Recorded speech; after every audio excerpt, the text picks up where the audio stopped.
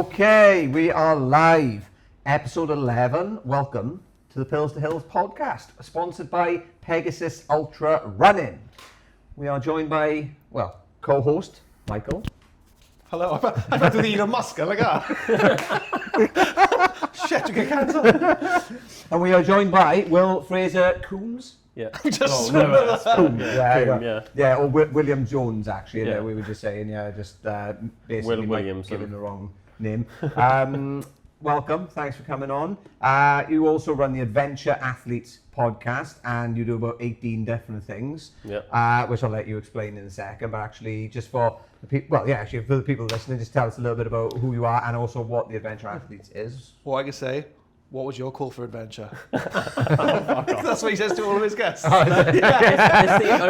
It's the only question I plan for my podcast. Everything else, I'm just like, fuck it, I don't even know. I don't know anything about my guests. We kind of like that, don't we? We try and get questions, and then we just fucking free run. What's the point, Mike? Yeah, I think it's best sometimes just having a couple of ideas of where you want to take it, and then other than that, just fucking wing it, basically. Yeah. See, I don't even have an idea of where I want to take it. I've literally had guests where people have been like, you should talk to so and so. I'm like, okay, give them my number. Then I book them on, and then they turn up. I'm like, who are you? Not even looked at their Instagram. Nothing. I'm Jeffrey Dahmer. Yeah, so that's the level of preparation that goes into my podcast, but still going. So You're smashing it. Yeah, I've recorded over 90 episodes now. Oh, wow. Bloody hell. Yeah, it's been going a long time. Yeah, how long's it been going for? Over 2 years. I did have a 6-month break because Yeah. I moved house and then I record out of my house. Yeah, I can remember your older ones. I remember listening to the Rhys Jenkins one, and I'm not going to mention his name because he gets mentioned every podcast.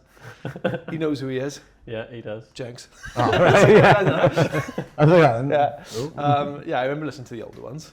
Yeah, Ryan was on it.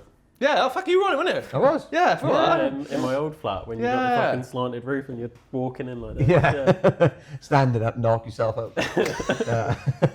Literally. So obviously you got the 90 episodes with that. Just what made you want to start that in the first place? Well, basically, I wanted to start doing challenges. I'd done my first ultra in 2019. Absolutely hated it. Was never going to run again. Did loads of things that year. I did my first strongman competition. Second place Cardiff Strongest Man. Joined the fire service, and then got into watching Goggins and all of that shit. Proper going hard in training for the fire service, and then I lost my job. I was homeless. So then, that was fucking shit. 6 months homeless, sleeping on the fire station. Then found somewhere to live. Broke my ankle. That I couldn't walk for 6 months. How did you break it? Rock climbing. Oh, So I took a full rock climbing, and then broke my ankle, and then got really depressed. Tried to kill myself, and then I was like, "Fuck this! I hate my life. What can I do?" So I started setting myself these challenges again. I've set myself 12 big challenges over 12 years, and then I was like, I don't know anyone that does this shit. I want to learn from people. So then I was like, I'll start a podcast. Yeah. Fuck it. Because imagine I just messaged someone randomly. I was like, oh, you do cool things. Do you want to come around my house for a chat? Be like, what the And then I'm just like, well, I'll film it and put it on the internet. And they're like, fucking too right, let's go. Do you know what I mean? That's fast. Yeah, no, that would probably put some people off, I reckon. Imagine I'd be up for it again, boys. Yeah, I'd be up, no, fuck it. No, that's class. That's a cool. That's that is a good. I was going to say I knew obviously about sort of the mad stuff you were doing back in 2019, but I don't think when we were talking before, I don't think we touched on a lot of that stuff. But no, really. I think that gives you, just what's your how do you feel like the challenges and the stuff that you do now and I've been doing for the last six years? How do you feel like that has helped, overcoming some of the challenges you had mentally and things like that before that? Yeah, well, I got really fucking cocky in 2019 because I was like, I just completed my first ultra. I didn't train for it. I did Cardiff half for training for it, and I did a 1:45, and I was like, fuck yeah, I'm the dog's bollocks here. And then I was like, oh yeah, I'll do an ultra, no training. Came last, 1 minute of the cut-off time, And I was like, yeah, but I didn't fucking train, did I? And I did a strongman competition a couple of weeks ago. I can fucking do anything. And I got really cocky and confident in myself. And when I was homeless, I was like, yeah, but like, if anyone can be homeless and stick through it, like, it's me. Like, fuck it, I'm still a firefighter. And then I broke my ankle, and I was like, yeah, I'll still train every day, and I climb mountains on my crutches and shit. And then when the cast came off, and I was like, yeah, I'll just start fucking running again. And then I couldn't.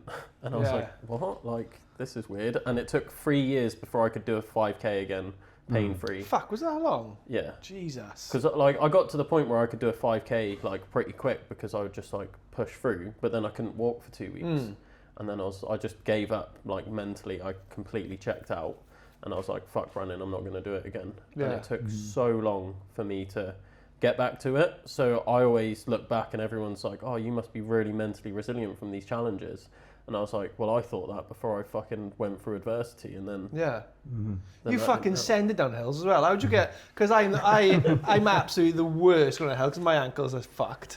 How would you get over like the mental... Because I can't get over the mental barrier. I'm constantly like, oh, fuck, I can roll my ankle. You know, I can't get over it. It doesn't do my head in.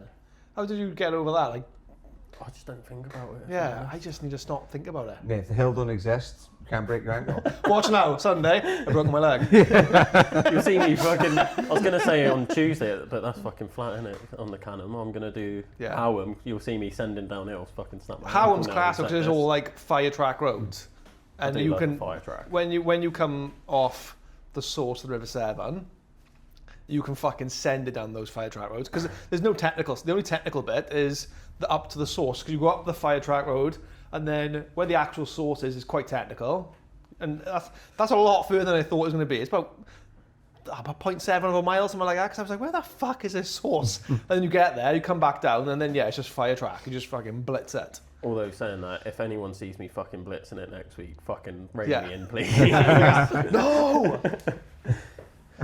This is the thing, like, I feel like next week, if there's people with me that are running, they're either gonna like be running ahead and then I'm gonna feel like I've got to keep up with them. Yeah, you got. Or I'm gonna be pissed off that they're running slow and I'm gonna want to fucking push myself.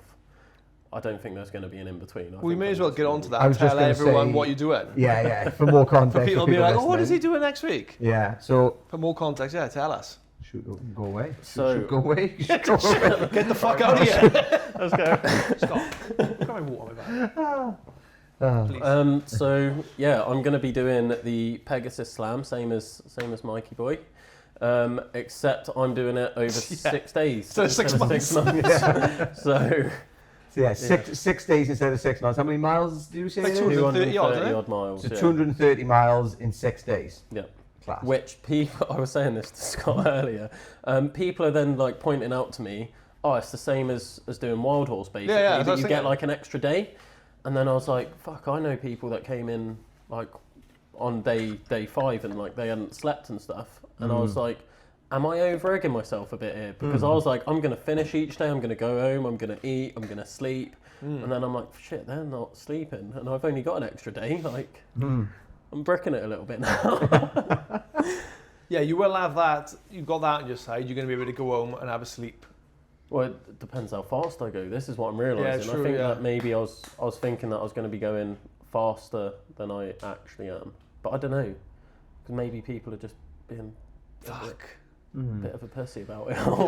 Well, I mean, what is it? It's 240s, 330s, and a 50. There we are. Yeah, so that's cool actually, because like you said, the 330s. I mean, obviously it's just over a marathon, and it's the terrain which is the problem, isn't it? Do you know what I mean? But realistically, if you're saying about 6-ish hours, give or take, 6-7 hours, isn't it? 6 hours for what? The 30s. Oh, right, yeah. Yeah, 6 to 7 hours for the 30s. Do you know what I mean? Like, you know, you can be home and in bed by bloody 7-8 p.m. or something like that if you wanted. You know what I mean? You're gonna be and fed as well by that point. I'm like that. 6 hours, like fresh as fast. When you've got fucking 3 days of ultras in your legs. Well, I'll fucking point this out. Some people have been like, oh, so you're doing the Eden with everyone then? And I'm like, yeah. They're like, you're going to fucking podium. I'm like, I'm going to be on day fucking 5 here. I'm not walking at the end back with you, I am. I'm like that. Will's going to be at the back. Do you know if you lap me, I'm fucking quitting running there and then. If I see you pass me, I'm like that. You've set me a fucking I'm challenge. like that. I'm going to be like that. I DNF. I never run again. You know that the only reason I'm doing this is because someone fucking challenged me to it, right? Did somebody actually challenge you? Jenks. Yeah. This was the whole thing. Like, last year after I had him on the podcast talking about the slam, he was like, "Oh, Will, you should do the slam next year. You'll be fucking great at it." And I was like, "No, I won't be." And then I was like, "I can't get the time off work and whatnot." And then he was like, "Oh, well, how much time off can you get?" I was like, "I'll get a week for summer." And then he was like, "We'll do it in your week off then." And as soon as he said it, I was like, I literally got my phone out and I voice noted Reese, being like, "Reese, I've got an idea. I want to do the slam in a week. Like, do you give me permission to do that?" And he just goes, "Sorry to piss on your chips, but you're not the first person to think of that." And then I was like, "Well, I'm going to be the first fucker to do it." So Has he said you can get the medals and whatever, or class? I've got 2 of them in my car already. I probably shouldn't be saying this. Yeah, he's like, no. Yeah, but I haven't set you a challenge. If anything, don't lap me because I'll quit running. I won't quit running. I'll be like, it's in my head now. I'm just running after him. It's in my head now. Like, It will be. Yeah. now that you've said you it. give me the gap. Right, At the Edam, I'm just going to be like, right, where is he? Where is he? Fucking headhunt. On the Edam, You're going for it now. I'm going to fucking send it. You're doing the Edam as well? Yeah, I signed up. And I signed to the Rhythm as well, but then the 100 miler I've signed up to is on the same date as the Rhythm, so I think I'm just going to give away my place or something like that, or defer it. But, yeah, no, I'm going to fucking send it on this, what's it called? So I've got to try and keep up with you on the Edam now. Oh, I'm going to go for He's it. going for what? He's going for first place. Well, people think I'm going to podium, so fuck it. It just depends who fucking shows up as well, to be honest, doesn't it? Because, like, Guion, the guy who came first last year, I mean, if he fucking shows up, I probably ain't getting first place, do you know what I mean? But I was looking at it, and I think, you know, the bits that I sort of stopped and put my feet up against the gate and things like that, you know, I could claim back some time on that. If I navigate a little bit better and don't go off the track a little bit like I did, you know, because I had to, like, you know, just deviate a little bit. Yeah, navigation must be shit, isn't it, after like checkpoint 3? It is quite hard, yeah. So I think, you know, if I kind of factor in at that and keep on track, I reckon, you know, I can easily shave off maybe 20, 30 minutes from my last year's time. If I do that, I'll get sub 10 hour and I'll probably be touching top 5, give or take. Based on last year's figures anyway, obviously again, it depends who shows up. So, Friday. yeah, you might as well. You only have one more day after that, so you might as well fucking send it. Full send, innit? Yeah, see Will fucking got the start. I'll be like, oh, I'm not starting it. You've podiumed ultras and stuff before, haven't you? Only once. The Dusk Till Dawn. No, The what was Hateful it? Eight. You haven't done Hateful many Eight. official ultras, have you? No, Well, most of but- your ultras have been off your own back on the Gower or whatever. You've Yeah. done a handful of actual proper races, haven't you? Yeah, I think it's 13. I think it's 13 ultras. And you came top 10 in Edam And and I've got only Pegam. about three of them are organised. My first one was organised. One was the Endurance Life. The Rhythm and the Edam last year. And like you said, the Edam I had 8th place, and the Rhythm I think I was 13th maybe. I think you were 10th, isn't it? Or 11th? No. Oh no. Yeah, you were 11th, I'm sure you were. Oh yeah, I think it might have been Yeah, I'm sure you 11th, were actually. 11th. Yeah. Because that's the one the guy, oh no, that's the Edam, the one the guy left in, isn't it? Yeah, that was the Edam. Yeah, 'cause I'm down as 9th on the Edam last year. But the guy who came in second had to lift back to the fucking finish line with the army because he got lost. So, but yeah, no, the Hateful Eight then, that's probably would have been the 4th organised one that maybe I've done then? Yeah. Probably. 'Cause Yeah, this- but this the is 4th what I was organised trying one, to and s- that one was I was 3rd on that. This is what I was trying to explain to people though, is because people see me do my challenges and stuff, they just assume that I'm a really good runner. And like, I've only really taken running seriously this year. Like, I hadn't trained for any of my ultras before this year. And I've never I'd never come close to podiuming anything. But I can't say that now because I fucking did Dusk Till Dawn. But again, there wasn't a lot of competition there. So it's like, Do you know what though? I think you've got to be, like, I think being a good runner is one thing.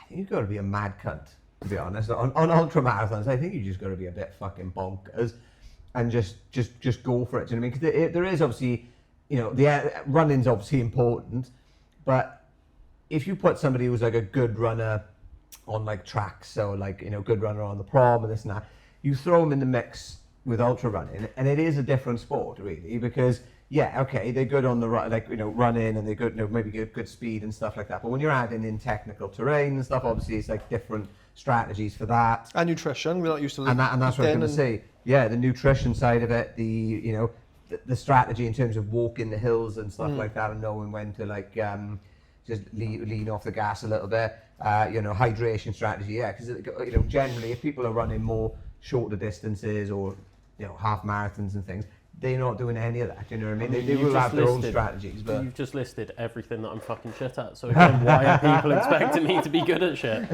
So I don't get why people think that I can podium things, especially 5 days into a fucking stupid challenge. Because of this. Because I'm a bit fucking tapped, like. Yeah, it's just you are, you just love doing mad shit, and I think people recognise that, and they go, because obviously you are a good runner, you love doing mad shit, but you're also like determined, and you're kind of like you said, just once you get something in your head, you want to do it, you go and do it, and I think people just recognise that, and that's what makes people believe in you, I suppose. Yeah. Have you got a game plan or a plan? What are you going to do? Turn up. Sorry, have we just spoke about what the least organised fucker doing? Have I got a plan? Run really far. No, my whole plan, I made a spreadsheet, right? And I was like, right, these are where the checkpoints would be, trying to figure out, because my parents are coming to crew me, and they don't run. I've got them into running. Like, my dad did his first half marathon this year. My mum did her first 10K this year. They crewed me for my backyard ultra that I did earlier this year. Oh, yeah, the medieval one. Yeah. But like, other than that, they've had no experience in this sort of world. They just know that I chat shit about it all the time. So I was like, right, I'll have rough times that I want to get to places. And I was like, what's a half decent running pace for when I'm fucked? And I was like, 9-minute kilometre. I was like, that's slow as fuck. Like, what's that in miles? It's like 14-minute mile, 15-minute mile, I reckon. Yeah. And I was like, yeah, that's pretty casual. I'll do that. And then, Pretty sure that's why I was doing the end of the Cannon. I was absolutely fucked. Because me and Rich fucking stayed on plan for the majority of it. We were sticking to like 10-minute mile, 9-minute miles, just like plod along the fucking canal. Oh my God, after that last aid station, that's when the wheels fell off. That's a good pace, that was, someone asked the other day, I thought it was Chris, we went for a run yesterday, he's like, what's the hardest one you've done? And I said, it's got to be, for me it was the Cannon. I think Richard, the Vogum, because he struggled on the Vogum. And I was like, nah, like, fucking hell, that canal path I never want to see ever again. I do want to bring up that fucking group chat though. Which one? The Slammers group chat does my fucking head in. They're gonna get us. Oh God! This isn't me, guys. This is Will. I've said this on my podcast recently, but it's going to come out after this one, so you guys get cancelled first. And if you do, then I'm just going to scrap that episode. Fucking hell! Edit this bit out, Scott. No, I'm gonna be honest here. You're so fucking negative in that group chat. Who? Every fucker in the group chat, all I hear is, oh fuck, I'm running 50 miles next weekend, oh it's so fucking much elevation. You fucking signed up for it. I think people do vent, don't they? I love a fucking moan, and I will fucking stand by my moaning. I will not have my moaning slandered. Although to be fair, I don't think I have moaned in that group, have I? Or have I? No, I have. I think you have. I was going to say, right, I think, it just pisses me off. I'm sorry. I get everyone, it's light-hearted, but the amount of times I've gone to leave that fucking group chat. Do you know, I get it though, actually, because it's kind of contagious in a bad way, isn't it? Do you know what I mean? It can be like... Once one person starts, it's that whole yeah, and even if on. people are joking doing it, it does create this, like you said, it gives other people permission to do it as well, in terms of like, I'm running this once this week. But like you said, it becomes contagious in the sense that, almost people are like, like you say, they're like, oh, fucking hell, I got this big week coming up. Every day I'm going to be like, now, fucking hell, guys, we've got 50 miles on Saturday. Tuesday, I'm like, fuck's sake, only 4 more days. Fuck days, wait till I start. I'm going to be like, fucking hell, guys, I've got the Cannon today. Fucking hell, I got the hour. And then you guys are going to be like, oh, come on, enjoy it. I'm going to be like, nah, fuck this. After each day, just being like, oh, that was fucking horrible. I'm like, stop fucking moaning, Will. That's why it's pissed me off so much. Is one, because I'm not doing it with you all, so I've got fucking massive FOMO every event. And then the second one is just the fact that, like, I've gone back through some of the chat to try and like get tips on all of them, and all I've read is that was shit, wasn't it? And I'm like, is the week going to be any fucking good at all? I'll do a nice message tomorrow. Day 1, Canham, shit. Day 2, Howam, shit. Day 3, Vogum, like that, shit at the end. What's the next one? Pigum. Well, that was shit. No, I love the Pigum. I did the Pigum. You swept a few of them, haven't you? No, just the Pigum. Oh, I was why did I think it volunteering was at a the few? Vogum. Yes, I remember. And then you I were just at- ran back and forth 10k. Oh yeah, because I saw you ran with me for a little bit, didn't you? And I remember seeing you at the last checkpoint. I loved the Vogue. I just like the Vogum because it was my first one That's last the one year. I'm least looking forward to. I loved it. I don't know why everyone hates like it. The weather was the weather was not the best this time, but Reframe it. I loved it. Positive mental Yeah. attitude. Come on. Well, on the Serona, I said to myself, remember that? Did you watch much of the Wild Horse Instagram? Did you see the guy to the Wild Horse called Shep? Did you see him? Shep Shepherd. He was like Fucking the love him. happiest guy from Canada, I think he is. I said to someone, I'm not going to moan once on the Strona. I'm literally going to do all Instagram stories and just be like, Shep. I am literally going to bring out my Channel your inner inner Shep. Shep. What's now? First day? This is fucking shit. I'm only 9 miles in. Fuck this. Do a plod. 1% in. Yeah, I am. I'm Fucking shit. I am going to, I said to Lynn's, my wife, I said I'm going to, do you know Andy Glaze, the American guy? I love his video. He's like, 100 miles, 90 miles in, or whatever. I'm going to do a video every mile. And I can't wait to see how much I deteriorate. So 1 mile, I'll be happy. 60 miles, be like, this is getting fucking old. I'm 60 miles in. Beep. Yeah. Rather than every mile. No, I'm doing every mile. When you do every 100 5 or meters. 10 miles. Fuck that, my maths is terrible. I'll be like, oh. Every 5 miles, I reckon. No, I'm doing every mile. It's 100 gonna, videos. yeah, 102. Mate, coming from someone who's done, like Scott was saying, Yeah, but it's going to be as 100 days of 100 videos, 1 a day for fucking 100 days. yeah, but they were like a minute long. I'm going to be like mile 1, boop, done. Be like seconds. I'm not going to be doing a fucking podcast. I give him mile 11 and he's forgot. He doesn't know what to say. Oh yeah, it'll go like that. Mile 1, 2, 3, 4, mile 80.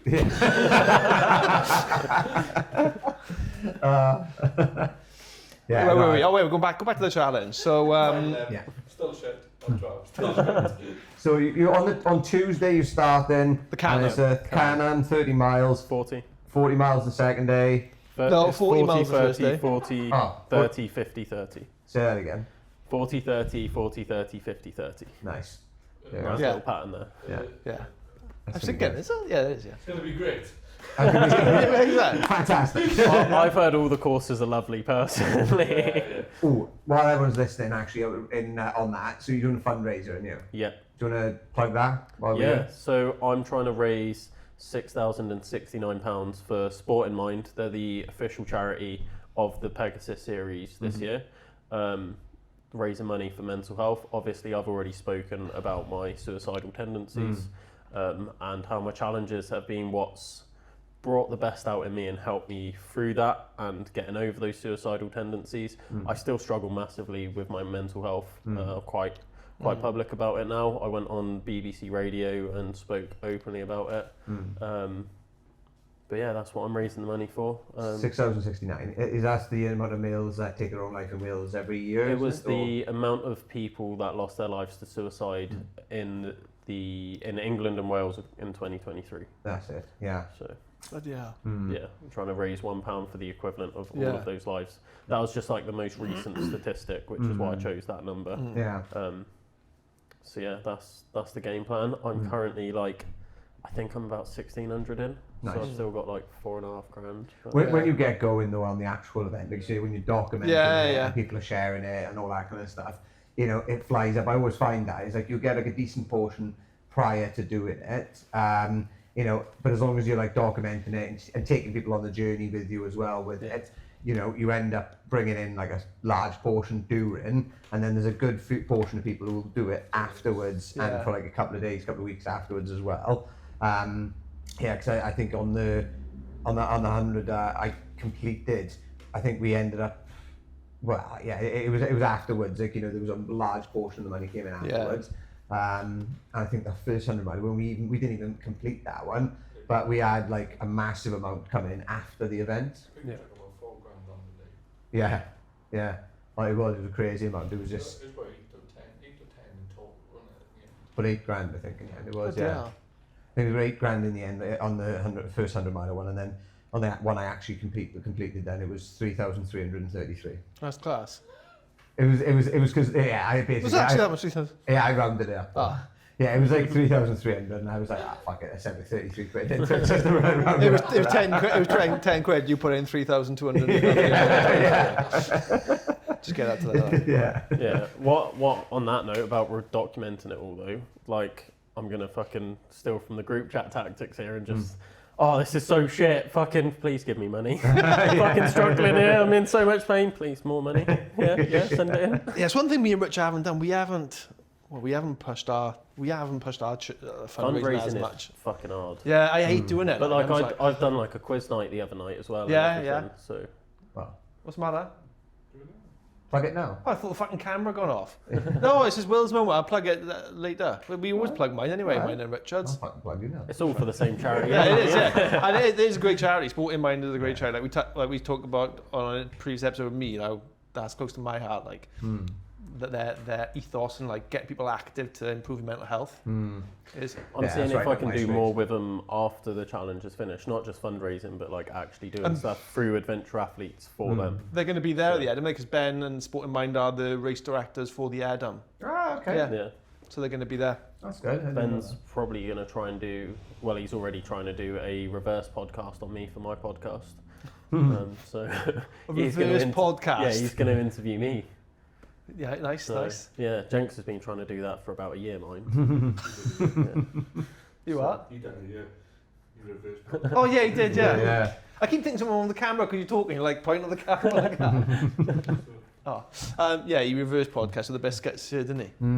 He, Yeah, he he did. just loves it, doesn't he? He does. He just needs to We're start giving his him own more podcast. airtime now. He has to stop. Has to stop. Can't keep getting away with this. It's the greatest meme ever, that. I love that guy. I use it on you all the time I because know. he is the worst person, right? One, he's the most gullible person in Swansea. Maybe the world. And he's always late. Fucking late all the time, right? When I first started like going dipping and whatever, I remember like when you added me to the group or whatever, he's like, right, on way. I was like, fuck, better go, Ryan's on way. Sitting on the hut my own for a fucking hour and a half. I was like, has he been in Dutch? I gotta start work in 10 minutes. And then I knew, this motherfucker doesn't listen to time.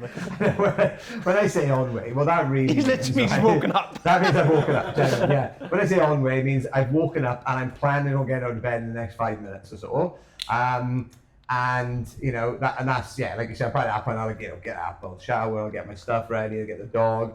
You know, after I say on way, there's a good 30 minutes after that before I've left the house.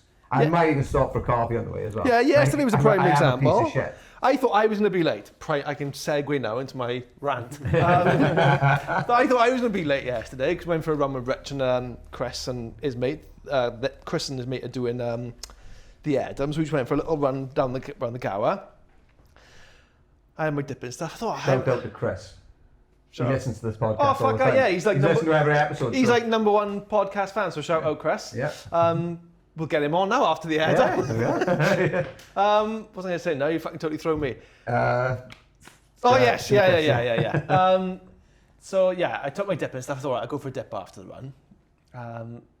So I thought, right, put in the group, just grabbing a coffee. This is a shout out to anyone. If anyone knows who owns fucking Three Cliffs coffee shop, right? Do me a favour and get some fucking adults working in there. It was like the fucking Lost Boys in Peter Pan. There's about fucking 15-year-olds behind the till. Ordered a flat white and a bacon sandwich. Coffee came, perfect. 50 minutes, right? 5-0, wasn't even busy. 5-0, there's no bacon sandwich. I'd already asked them like 20 minutes, no, about half hour, and I was like, oh, I'm waiting for a bacon sandwich. Oh, sorry, yeah, be here now in 5 minutes. 21 minutes passed.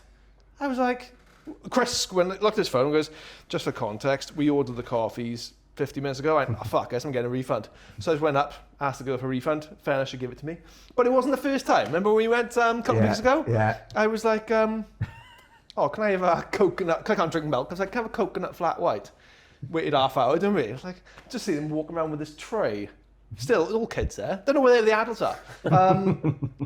Tray with a coffee and a bottle of Coke on. She was like, oh, is this yours? I went, oh, no, I'm waiting for a coconut flat white. She was like, Oh, we thought you said Coke and a flat white. I was like, for fuck's sake. So yeah, I was absolutely raging yesterday. They were like, oh, Angry Mike's coming out. Because I was looking at everyone, that's it. Some guy was sitting behind me, right? They just sat down and they came out and went, bake a sandwich. And before I could even go, yeah, the guy's just eating it. So I was like, it wasn't mine, it was his. They completely forgot about mine.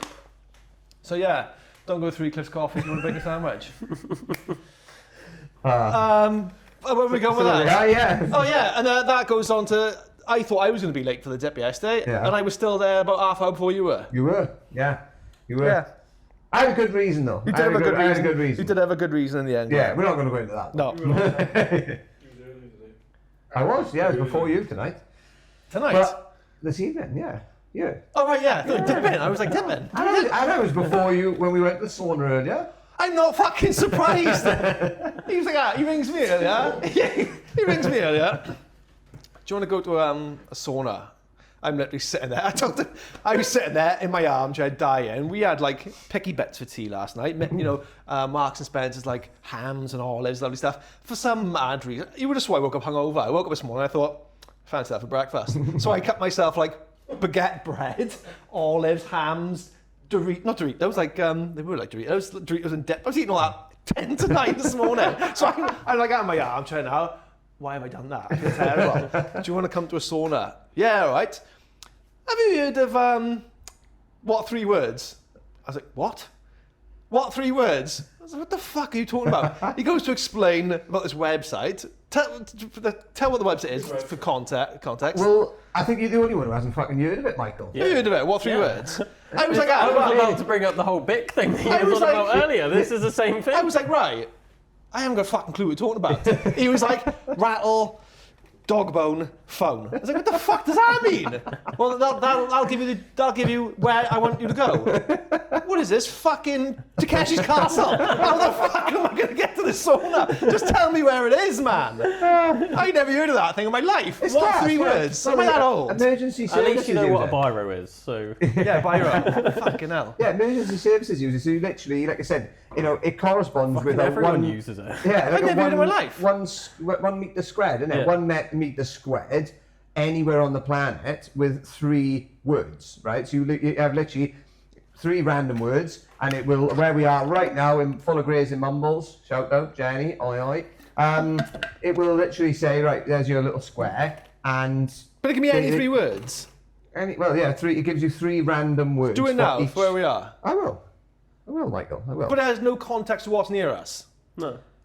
What? It's just giving it. It's like So coordinates. this is what it looks like, right? That is a little square. That's a 1 meter square where we are right now. Afraid Journals Holly? Yeah, Afraid Journals Holly. Ooh, they got work And in then this place. I don't know, score... Enveloped. Enveloped mailer ends. If you go to this fucking parking thing over here, sandwich pronouns trials. Sounds like a fucking hipster Agreement American. lamppost repeating. Indicated observes evaded. Yeah, just keep going. That's ridiculous. Handbags version shrimps. Yeah, but you wonder why I'm late. I had to get the bearings from fucking Badger, Kettle, Polar Bear. Fuck, I don't know. I was like, where the fuck am I going? But yeah, shout out. What was that place called? Give it a shout out because it was class. That sauna. Oh yeah, the Little Big Smoke. That was class. Yeah, That place was. Little Big Smoke. Yeah, no, they invited me down there the other day, and then I went down there again with Mike this morning. So only like I think you could fit 4 people in it, but I think it's a 2-person sauna. But it's in like a little farm. You've got a bird feeder on either side of the sauna, so if you're looking out one way or the other, you'll see little birds going in and having the bird feeder. It's proper off-grid. Outdoor It's shower. class. It's just literally on a farm in the middle of Gower. But it doesn't look like a farm. It's like all like really nice flower. It made me want to live off grid. I was like, this is class. Yeah, it was banging to be fair. Until we almost Auschwitzed ourselves in the sauna. Yeah, he said, he went, oh, should we fill this bucket up here now and just fucking sling it all on at once? Slung the full thing on. It fucking popped, and then literally all you could feel is the heat rising. And literally I fucking dived out, didn't I? You like, shut the door.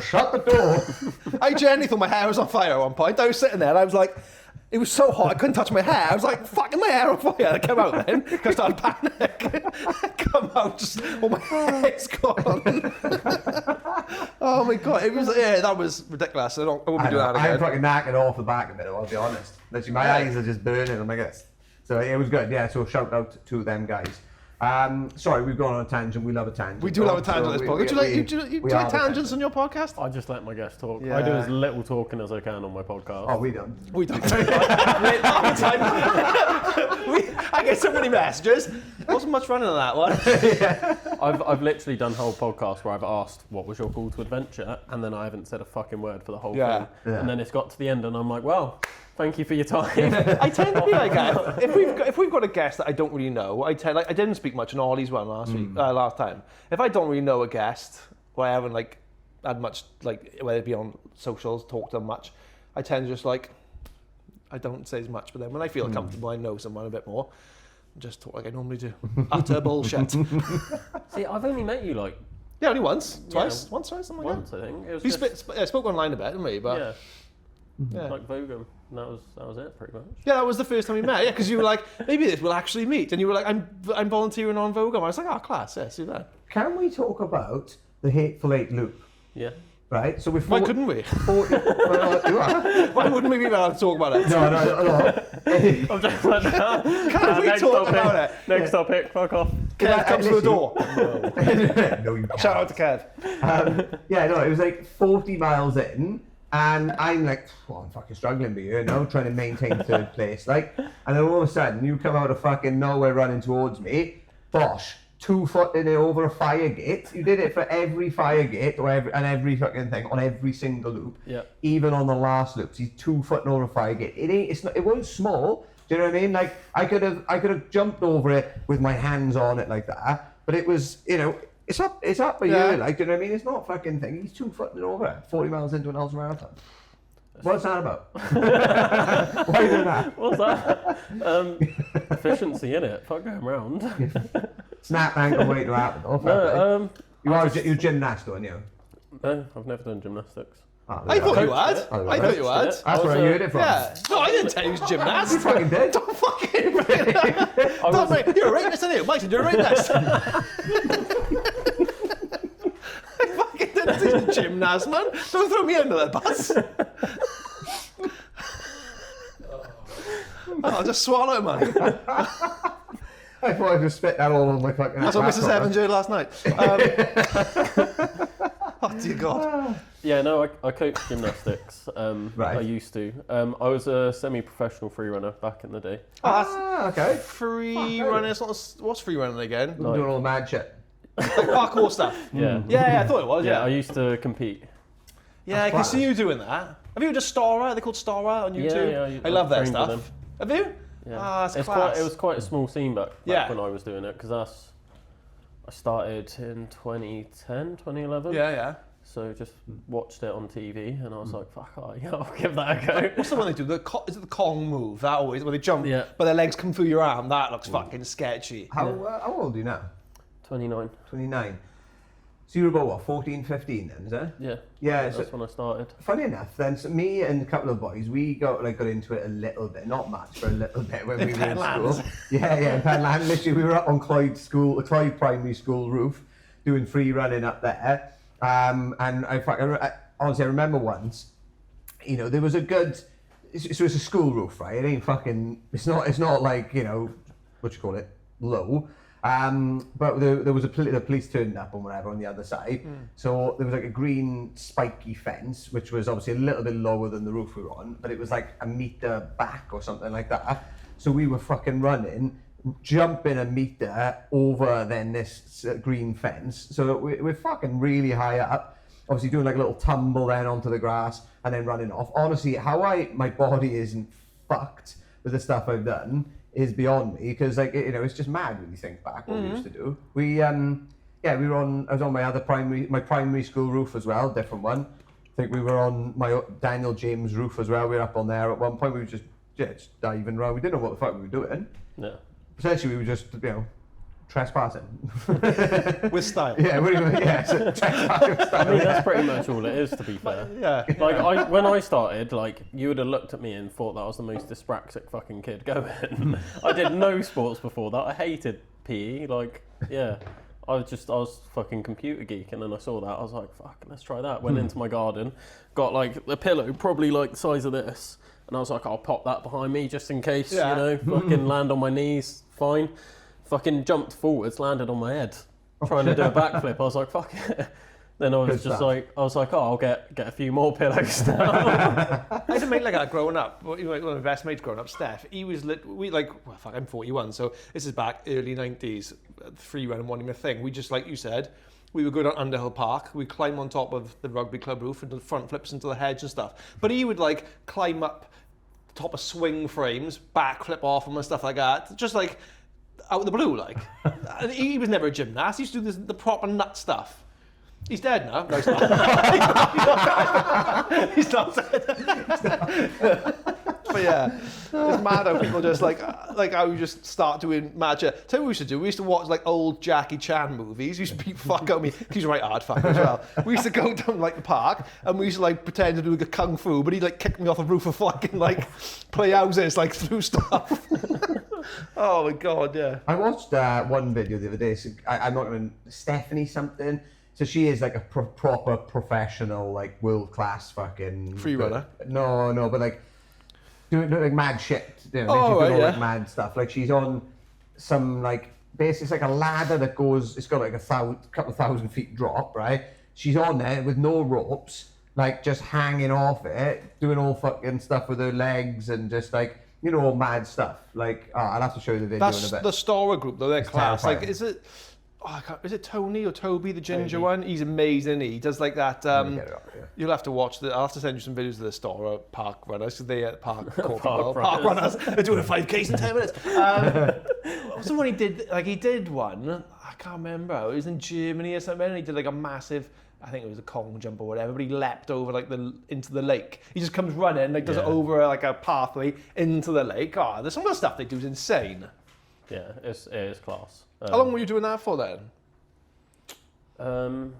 I probably stopped doing it properly. Oh, brilliant. Just pull a video of fucking talking. Yeah. Stephanie Millinger. Sorry. Yeah, it's class, mate. We're having a fucking conversation here, and you're... Well, I said I was going to fucking get it up, didn't I? You do all How many views you mad shit. Right, sorry, carry on. I'll shut up now. I think I stopped in probably like... Well, I stopped competing quite early on, but like I stopped doing it really in like 2018. But like I'm one of the top coaches in the UK for Stavoris. Is it? So For free running. for free running. And then I was like quite an elite coach for the men's gymnastics as well. So I know you like people set you a challenge. Can I set you a challenge that you have to get on film for me? what? Will you do a Kong jump over a sty on one of the races? You need to come to a punks run with us. I know, I've seen you do the fucking backflips like blade off a trig. Yeah, but like we'll get to a sty and I'll just like clear it, and everyone else is like, fuck's sake, well. Yeah, I want to see one of those Kong jumps with the... Yeah. Yes. I'll do it. No, if I do Hateful Eight or Dawn to He'll do it now on the Adam. He'll pass me. He'll pass me the Adam Kong jump, and I go like It'll that. be that same forestry gate. I'll do it on that same forestry gate. That forestry gate's big, isn't it? The one in Hateful Eight. Ah, the right, big yeah, green yeah, one. Yeah, no, it's a fucking big gate, like. But like, back to the question then. What was the question? Because you was asking why I jumped that gate. Yeah. We just took 6 months to get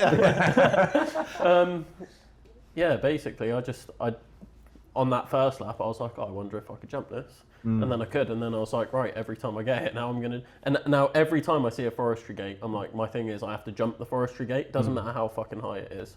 I did one that was 5 foot, I was out for a run just on my own, and I saw it in the distance, I was like, oh, it doesn't look that big, and I got close to it as I'm about to jump, and I was like, fuck, that's too high. I just ran straight into it, and then I was like, I can't be having this, so I went back, there was like a little rock on the side, so I jumped off the rock over it, because I was like, I'm not fucking not going over it. And it's always got to be no hands, is it? Yeah, no hands. Hands is cheating. I'm like that, okay. Okay. 'Cause I think I'm like a fucking parkour king when I'm like on a run and I'm like diving over with my hands on the gate, but there we are. Yeah. Like on the sponsor video we did on the bench. Yeah. Yeah. Parkour. I think it's good to do that though, like to stay, like, you know, we're going on a bit of a tangent here. You know, just like stay playful in like, you know, I don't want to say older age, you're 29, I'm 32, but you know, like as you get older, like staying playful and shit, do you know what I mean? Yeah. Like not taking life too serious, because like you said, there's so many runners who are like, ooh, well, you don't want to do that because you roll your ankle, and it's like, well, fuck my ankle. I feel personally attacked. I'll just fuck off right now.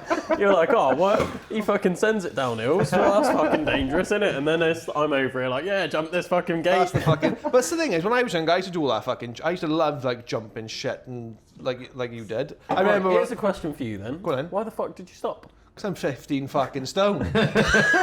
With ankles like But like, glass. at what point do you just I reckon I could still jump. I reckon I could still jump high, like 2-footed. I used to 2-foot up stuff all the time. But I did it in college once. Can't see it now because I got tattoos over it. But I because like like in school, everyone used to like I used to jump like ridiculous distances. I was never like athletic, but we used to play this game called Manhunt. So we used to go to Singleton Park, and we just basically chase each other. It was class. But I remember one of the boys was chasing me, and there was a river, and I was sprinting 2-foot over, and he said, "You were like a vampire or fucking blade jumping that." He was like, "How the fuck did you clear that?" And I was like, "I don't know." So, my two mates, Garrett and Chris in school, they used to just get me to jump mad shit, like jump up 2-foot walls. And I remember I tried 2-foot up a wall in college.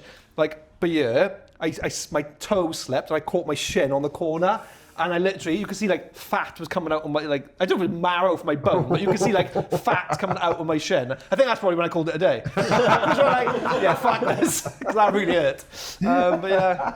That just baffles me, because like the amount of adults that I talk to and they're like, fuck, you can jump high. I was like, when was the last time you jumped? They're like, well, I don't know, fucking 10 years ago. I'm like, why'd you stop jumping? Like, Basketball, it's just, you know, the last time I jumped. Do you know what's terrifying to me, right? And Dom Hodge with Compound Gym that I was in a couple of like last year, they were, you know, I think they were given the introduction or whatever, and they were saying about like, you know, basically after 30, I think it's after 30, you start losing.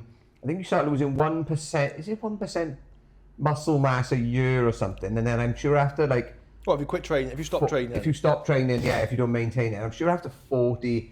It's like 5% a year or something if you don't train. Something along those lines anyway, right? It's like, it's quite scary. But the other figure that scared me was your actual, so like being able to jump basically, right? I can't think what they call that now, but your, is it plyometrics? Yeah, so, you know, I think they say that after, what I think 30, or maybe that's the figure I'm thinking about rather than muscle mass then.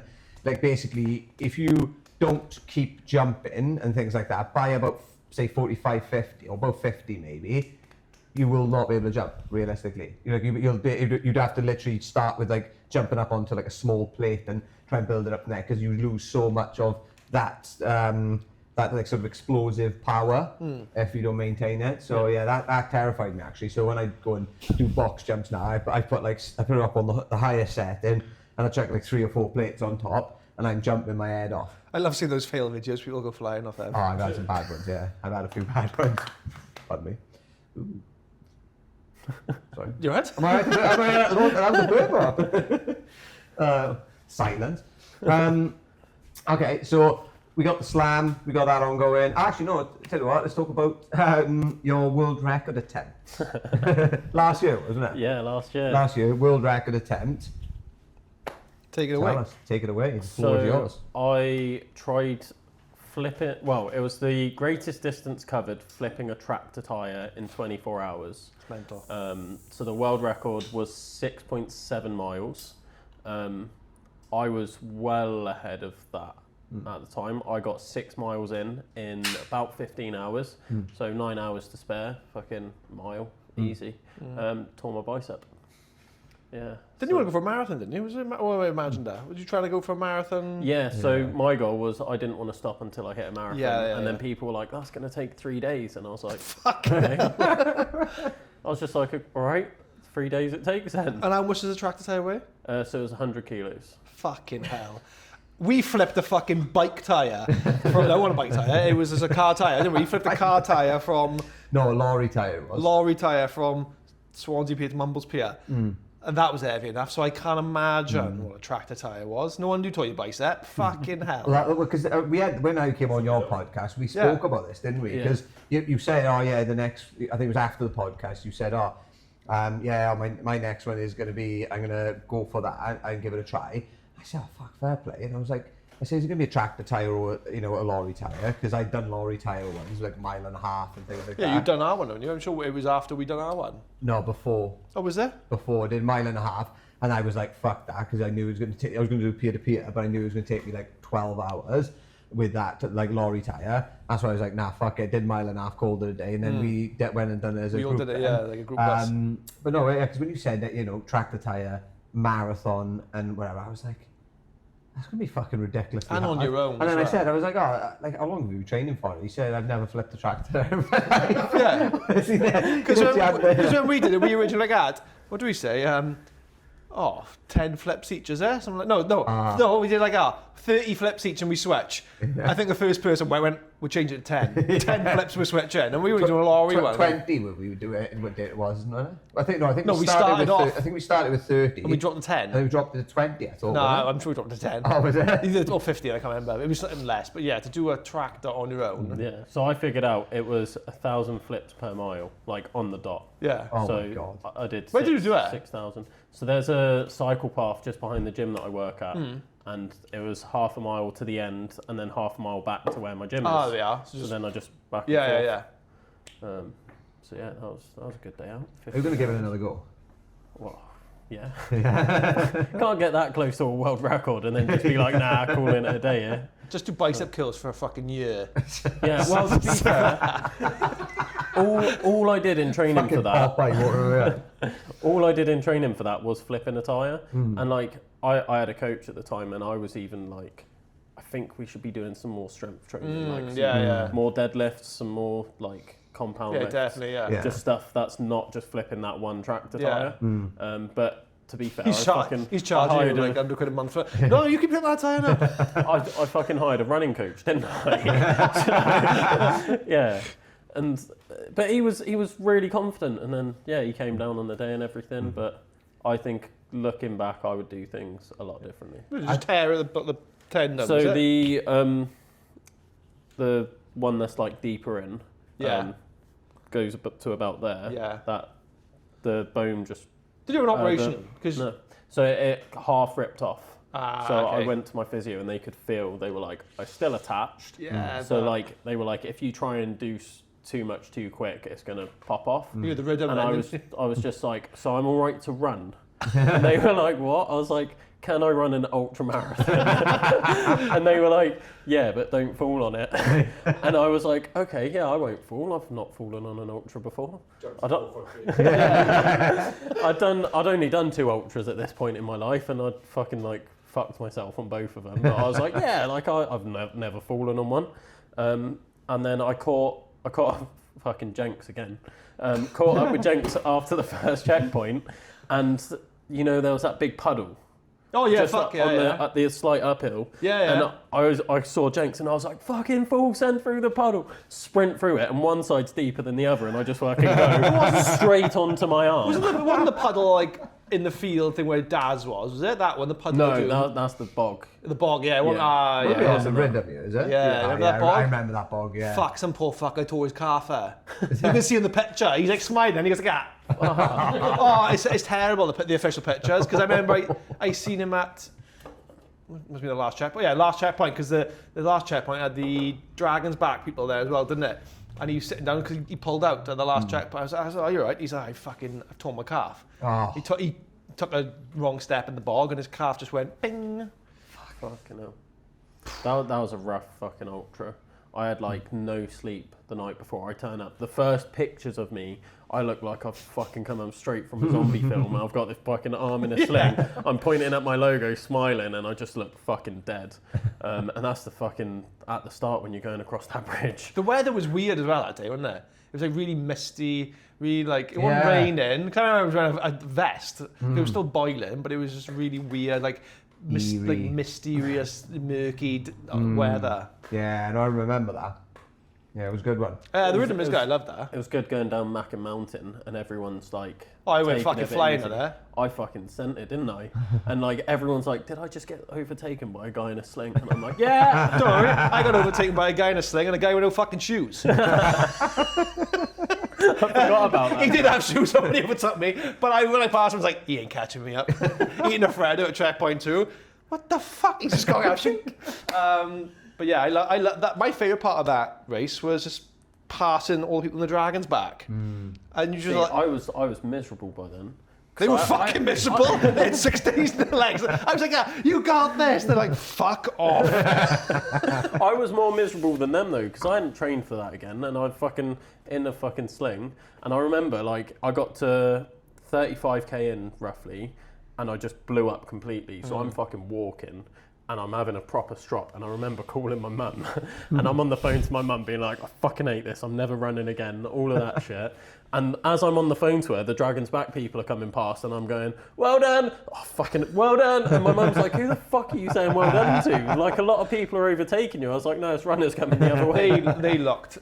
It was as if I was an extra in Walking Dead. Well, do you know what though? It was what I loved was the fucking park run that we run through on the rhythm. Remember that? That's one of the hardest ones in the UK, apparently, isn't it? Is that Mackin? Yeah, it starts at the bottom of the mountain, doesn't it? And the turnaround point's at the fucking top. Because I was like running back down, and you got these women in their like 60s, 70s and that doing it, and they are fucking beetroot red. They look like they're about to drop, like, do you know what I mean? And if I played to it, I'm like, imagine that's your park run. I've never done park run. I didn't like the feed with the cows. They were all chilled cows. They were all sitting down. Remember, there was loads of them. You had to go through. You must have. You had to go through them. They were like. I'm trying to think. I don't know how far in it was, but there was like there's like a pop-up punks aid station there just after them. But there were loads of cows. They were fucking hundreds. They're all just sitting on the ground chilling. You didn't ask them to move. Can you move, please? They were long horns. Because I was like, cows. oh fuck, I don't like cows, and I thought, oh, here we go. But they were all pretty chilled. So, touch wood. I haven't seen one yet, and this Pegasus one in the Howam. Did you do the Howam? Oh, you obviously do in the Howam now. Reese was like, just to let you know, there is a cow food, and as soon as I heard that, I was like, for fuck's sake. But well, there weren't any cows in there, thank God. I don't think there's anything on the Edam. You just got to dodge bullets on your Edam. I told Reese, didn't I? I said I'm gonna come across that finish line like Rambo with a thing of bullet, and he was like, "Don't be getting your medal." So do you know what? I part of me wishes I did fucking take something home from it now, like, but one of the like bits of munition. Do you know what I mean? But yeah, none of it looked that fun, to be honest. The weather's looking tidy as well for it, so I'm looking. I am. Yeah, it's saying like highs of 19, isn't it? Actually, yeah, which is fucking stunning. Saturday. Yeah, highs of 19. Because last year, I feel like last year was. Well, you didn't go up there last year, did you? Or anything? No. I think last year was like 25, maybe. Yeah, it was boiling all that day. I remember. Yeah, it was 24, 25. Because wasn't it? Like that. It was pretty rough. Was it before or after the Langlathon? Before. Yeah, because we've done it in end of August. Yeah. So yeah, no, yeah, it was pretty rough, to be honest, like last year, because I remember I had my fucking like fishing hat thing on, and I had the buff around here because I don't think I put any. Oh, you're surfing cowboy hat, was it? Huh? You're surfing cowboy hat. No, not that one. Yeah, not that one. But yeah, I was just trying to like, I'm gonna do the same though on this one though. I'll probably take my buff in the bag, and I got like this passenger bucket hat as well. That's quite like a nice, netted, ventilated one sort of thing. So I'm probably gonna sling those on just because it's a long day to be outdoors and exposed. It's not a lot of cover on the Edam either, is there? Like the Vogum's the same. If it's a hot day in the Vogum, the first year I did it, that was fucking brutal because there's just no cover. And I imagine the Edam's the same because you're just all on that ridgeway or whatever it is. Just yeah, it is. It's pretty sun exposed, beating down on you. No, it's a beautiful route though. It's gonna be good. I'm looking forward to it. I'm lying, I'm not. I'm looking more forward to the Serona than I am the Epona? The Edam. I can't wait to see what you like on it. What, the Edam? No, on the Serona. Yeah. Yeah, I'm excited. Excited for my upgrade. For your demise. 1 mile in, 3 miles in, DNF. It's shit. Yeah. No, I am looking forward to it. It is what it is. I'm just looking at do a 100 miler. Do I want to? Yeah, I'll do 100 miles. Yeah. Need to get next week out of the way first. Yeah. Yeah. I mean, realistically, if you're doing 220, 230 miles in 6 days, fucking 100 miles would be piss. Yeah. Isn't it? It'd be easy. Yeah. I do like how everyone just assumes that I am going to finish. Like no one's ever said like, oh, do you think you're going to do it? They're just like, oh, so when you've done that, like you can sign up for this. I'm like, I haven't fucking done it yet. I didn't want to instill any doubt. I know, because I was going to be like, oh, if you finish, I didn't want to do that. I might say the WhatsApp group, make sure you do it. That voice, we're going back to what we were talking about at the start, that little voice that creeps in, like when you were saying about like, oh, I have 50 miles this week or whatever it is, that little voice that creeps in, you got to fucking stamp that out the minute it starts saying, oh, my legs are hurting, oh, my toe feels like it's rubbing. Like, as soon as those little voices come in, I think you just got to go, oh, hang on a minute, I'm thinking about quitting here, and just like label it for what it is, and say, I'm not listening to that voice, and I'm cancelling it out or whatever, or I'm do what replacing it you with something said good. you do, where like, remember we talked about before, like, Jenks, fucking hell, Jenks was saying how women are good at treating something quickly. When you said that, then just like, oh, if that comes into your head, oh, my toe's rubbing, forget about it.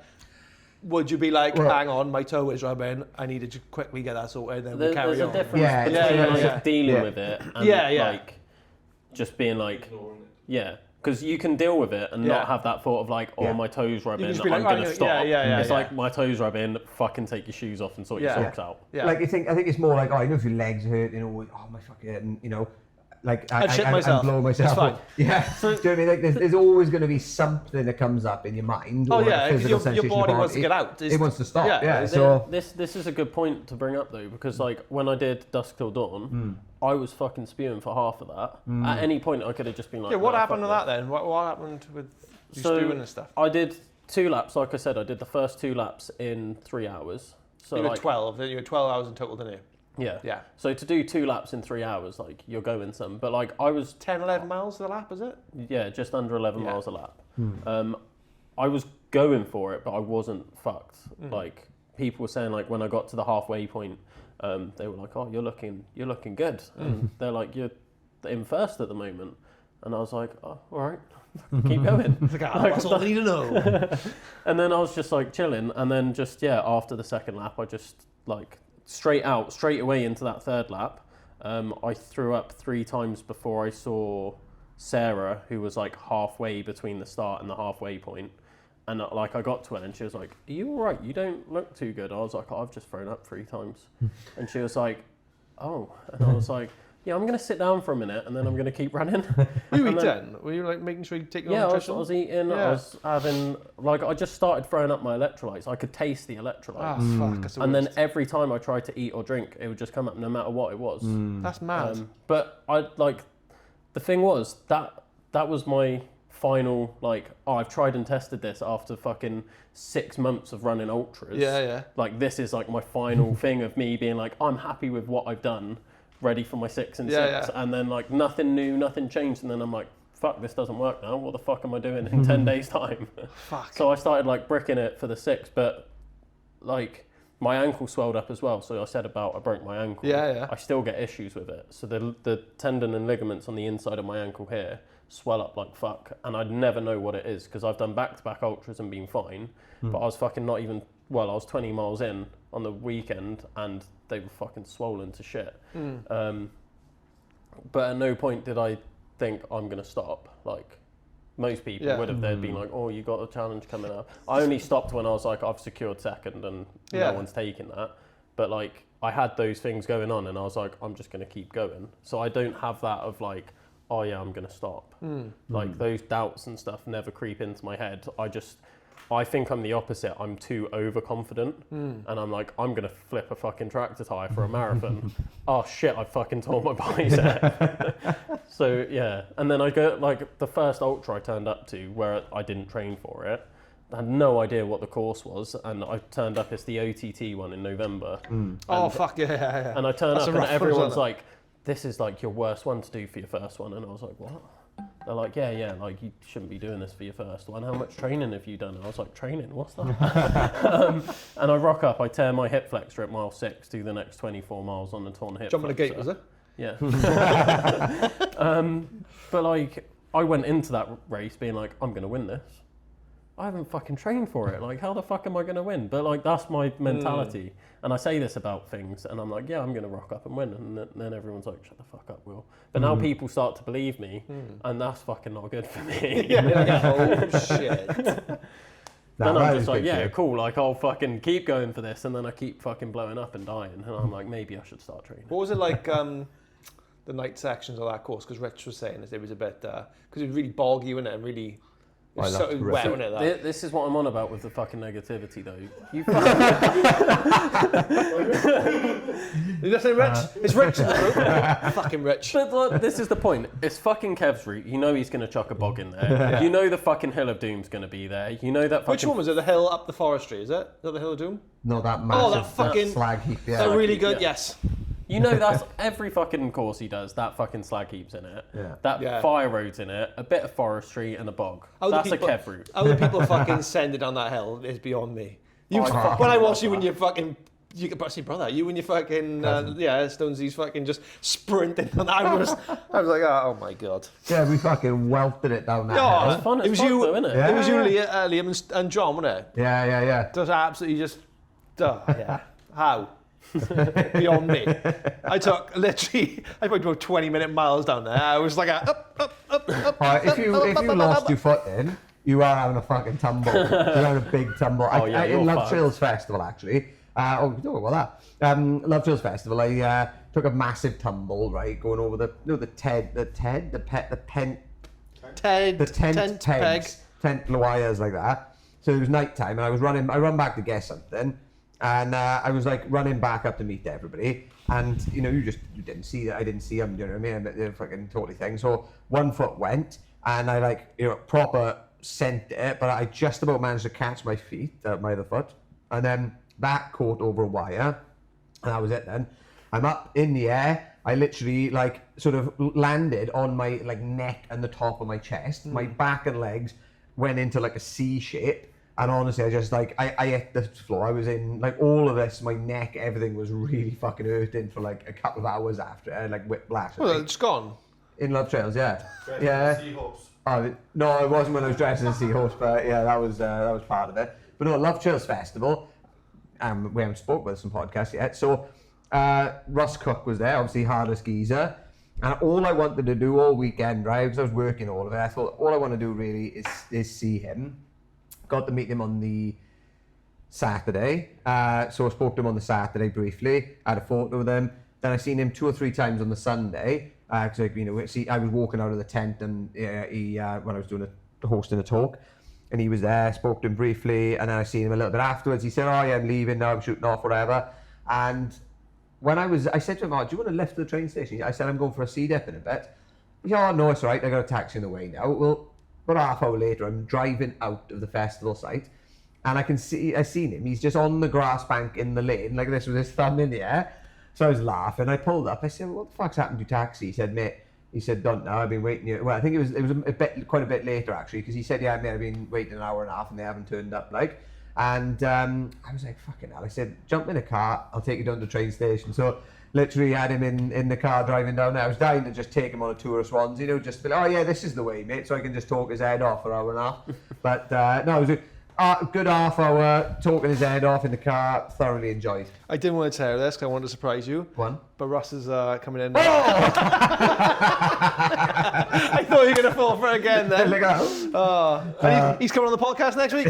Yeah. He's not, if anyone's listening. Yeah. We're manifesting. You are? We're manifesting. You've emailed them? I've emailed him actually. I emailed him earlier as well. Yeah. What do you say? I emailed him. I say, "You want to dance with Steve?" Yeah. No, but that was. I'm glad I'm gutted because I wanted to meet him, but I wasn't there. But yeah. Yeah, no, it was a good little encounter, to be fair. But Love Trails Festival was unbelievable. It was 5,000 people this year. It was, you felt it actually. It was. The weather was perfect. Yeah, it was too hot, was it? Way too hot. Way too hot. Oh, yeah, I seen your face on one of the runs. You were literally. Mate, I had fucking borderline heat stroke. So on the Friday, I done a couple of talks on the Thursday. I hosted them. Friday, then I was on a panel at 9 in the morning. I had to host the 22k run, which went to shit. Right, it was 22 mile. 22 kilometre, right, on the trail. But it was like the perfect storm of things that went wrong. but we got it right bang on the Saturday then. But that was another 22k run. I was meant to do another 5k with the schooner scorer guy on the after I got back on the Friday. But I came back, I was borderline heat stroke, right? I was like, and I literally was like, I can't go back out there. And I said to the other run leaders, I was like, look, you take him, whatever. Not the blind guy? Yeah, no. What happened to the blind runner? Well, he was good. Yeah, he didn't. He was. He was. No, he was. He was. No, do you know? He had a really cool story actually. He did. Yeah, he was first guy to run a marathon untethered, blind. Yeah, and he'd been blind like 2 or 3 years. Actually, touching on that, scary as fuck. He said that your visual memory or something like that goes after about 7 years. So, for example, if you lose your eyesight today, in 7 years, you forget everything you've ever seen, or most things you've seen, yeah.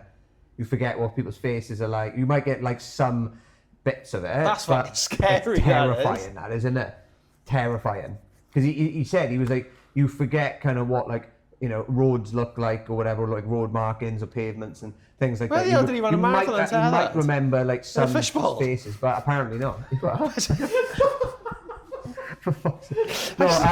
he done the fucking Manchester Marathon. He's done the Manchester Marathon. Yeah. Goodbye, guys. Cancelled, 100%. That one viewer we had, or that one listener's gone now. No, it was really inspiring, actually. Like, yeah, it was. Fair play. That's scary. Thinking about if you go blind, 7 years, you forget. Like, remember you got kids and stuff. You forget what your kids look like, and fucking hell. It was really sad actually, because you can see he wasn't born blind or anything. He just, you know, he had some sort of condition, I think, that, you know, and it went. But yeah, no. Anyway, that was. I'd done the 2 runs over the 2 days, plus just being in the heat in general. I was in a bad way. I literally drove from the Gower up to Revive to go in an ice bath on the Friday. But when I got there, I was like, I'm going to have to just do a quick in and out, because, you know, you feel cold. I thought I'm like borderline heat stroke over here. So I just had to cane loads of fluids. And then, like, some of the guys I was with in there then, and they seen me obviously that day. And the following morning when I woke up in the tent, like I came out and all the guys were like, right, I don't think you should be running this 22k today. I said, I haven't got a fucking choice. I was like, I'm the main like host for it. Yeah. So they were like, you were in a bad way yesterday. I was like, but it was like, you know, just took loads of fluids on, drank more water on the day, put factor 50 on, hat, buff, and I was fine. I was all right then. Just took my time and stuff. I was in a much better place, but yeah, it was rough trying to do it in that heat. It was rough. It must have been more my depth. Yeah. With your 6 on 6 now, which is starting next. What the fuck day is it? What day is it? Tuesday. It's on Tuesday. What's your plan like logistically? Like, obviously, because some are here, some are mid Wales. What's that? Tell us how that's looking. You know how earlier I said that I've got this spreadsheet and I've got all the checkpoints written out, and I put a list together of everyone that said they was going to come out and help me at some point. Yeah. I literally just had a list of names. I didn't put down who was coming what day or anything. I was just like, yeah, fucking, I've got a list of names. That'll do. My friend Jo, she was like, oh, Will, do you have a spreadsheet for who's helping? Like, can I have a look at it? And I was like, oh yeah, I do have. Is this Joe now? Joe Berryman. Yeah. Oh yeah, Joe Berryman. I'm thinking of the other Joe as well. The one that helped. Joe Cook. Yeah. No, this is Joe Berryman, and I was like, yeah, sure, like you can have a look at it, and I sent it to her. I was like, bear in mind, I haven't opened this for 3 months, so I don't know what it looks like. And she basically looked at it and was just like, that's a bunch of shit. What the fuck is this? And then she was like, do you need help planning this by any chance? I was like, I mean, if you're offering, she's done everything for me. Oh, fair play. She's done absolutely everything. She organised the fucking quiz night that I did the other day. She hosted it all. I just stood behind the bar selling drinks. I spent the whole night there. Everyone was like, speech. And then at the end, I just went, thanks for coming and thanks for giving me your money. Thanks for coming, please donate. They'd already donated by then. I earned like 700 quid that night. Bloody hell. So that was good fundraising, all thanks to Jo. Shout out, Jo. Class. Yeah, she's organised everything. There's a group chat. You know, you get the WhatsApp communities now, and then they can have the different group chats in it. She's got a group chat for each day, and I'm not in any of them because I was like, I don't want to be in the group chats. Yeah. So I'm not in a single one, and they're like, everyone's organising it behind my back, and then I'm just going to rock up and run. And I was voice noting her earlier, and she was like, yeah, so like people had like come into me for guidance and they're like, they want some direction, but I'm not coming to you for it because you don't want to deal with it, do you? And I was like, no, I don't. You just want to get your head down, get the miles in, innit? I just want to run. This is what I hate about these challenges. I've been saying this for a while, and I feel like shit for saying it. But these challenges used to be about me, because I would do it and I wouldn't tell people. Like when I did my first ultra, I wasn't going around telling people I did an ultra. I didn't know anyone that fucking cared, to be honest. So I just rock up and do it, and then I'd finish it, and then they'd be like, "Oh, why are you walking funny?" I was like, "Oh, I tore my hip flexor." They're like, "How'd you do that?" I was like, "Oh, I ran 30 odd miles." They're like, "Fucking idiot." Yeah. And I was like, "Oh, cool, yeah." And I loved that because I could just rock up and do these things. Never posted about it, never really spoke about it much. And now it's like all I do, because it's part of the business, because I'm fundraising, because I'm trying to raise awareness, all I do is post about it, and it does my fucking head in. And I hate it. And I want to just do things for me, but this isn't about me anymore. Like, this is about the charity. This is about bringing the community together and everything around it. But I really struggle dealing with that stuff.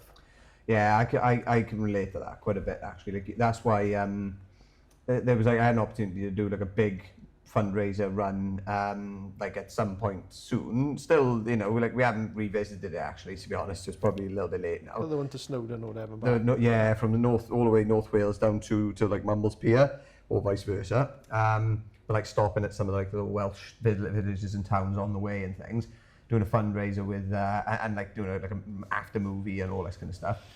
But you know, because obviously it's like a lot of planning for the route, like you said, with the checkpoints and where you're going to sleep. There's all of that kind of side of things. You've got the food and the nutrition and sponsors and, you know, all of that kind of thing. Like, but then you've actually got the fundraising side of it as well, and like the recording the documentary. It's a lot, you know. And like it is. And I had so much on, like at the time that we had the call to look at doing it. And also for the next 2 months after that call, I knew we were going to be unbelievably flat out, and it was just not really feasible for me to try and take that project on at that point and sort of put it together. So like now, perhaps I'm in a better sort of position where I could be doing it, but at the same time, it's like, yeah, I like fully aware that it's just so like consuming in terms of time and energy and stuff. And like you said, you just want to get out and do it, don't you? Yeah. So and the thing is, like, I've made my business. What are you looking at me for? Nobody's like, yeah, I'll do it. Yeah. Tomorrow. Yeah, I'm getting pretty good with saying no. I think, isn't it? It's so easy to say yes to things. It is. But like this is what I'm struggling with, because I've made my business around it. Like, it's called the fucking Adventure Athletes, for fuck's sake. Every event I do, everything, and the business is me, and like I'm a representation of my business, because it is just me. That like I struggle because I'm like, I have to post about it because it's my business. I can't just do things for me anymore. And I really struggle with that. And then there's so many times, like I say, I struggle with my mental health anyway. And the pressure of like, right, I have to make this business successful, so I have to do these challenges. I have to be successful in these challenges. I have to fundraise. I have to do this. And it's so much.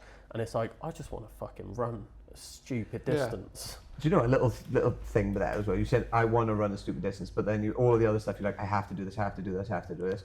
I would just reframe it in terms of the way you're talking about it as well. It's just like, I get to do this, or I want to do this about the other stuff. So like, you know, I want to go and run a stupid distance. You say that, but then in order to do that, or in order to get to be able to do that, I also have to, or want to do X, Y, and Z and all these other things, and just trying to reframe it like that is quite helpful, I think. It is really good. Like, I'm not shitting on the fundraising. I love that I'm fundraising. I really truly believe in what I'm fundraising for. But where I'm not in like, and like I don't think anyone's in a really good headspace before a challenge anyway. Like, it's so much else, which is why I'm so grateful for Jo, because she's done everything. She's gone above and beyond. And I keep being like, this is your project as much as it is mine. She's like, oh yeah, but without you running it, then it wouldn't happen. I was like, you fucking organised the thing. I would have turned up to the Canham, started running, being like, fuck this, where's my checkpoints? And then just gone home. This is it. You've got to have like build a team of people, do you know what I mean? And I think that's it with these projects. I think it's so important to, like you said, figure out, you know, what kind of aspects have we got? So like the fundraising aspect is one thing, the marketing aspect is another, the route planning and the logistical side of it is another, and just find people who are good at that stuff, like you said, who are willing to come on board, and especially when it's a charity thing, because people are willing to help and want to help. Like Laurie Roberts, actually, so in the Sea Swim group, like, so she coordinated the fundraiser event after the first 100-miler attempt. And I think she pretty much, there was a few people who like, you know, put it all together and stuff, but I know she was like the main person, you know, leading it all and putting it all together and stuff like that. Scotty DBR, what are we frowning about? I'm trying to think where the fundraiser was. Cinnamon Co. Oh, right. Cinnamon Co. The event, wasn't it? Yeah. And obviously Scott did all the media, literally like created a movie out of it with Ashley Darling, so all the photos, all the videos and stuff. It's on YouTube. It's on YouTube, yeah. Made a movie out of it. Have you watched it? It's class. Yeah. Yeah. We need to put that on the podcast page, perhaps. Yeah. Be cool to do that, yeah.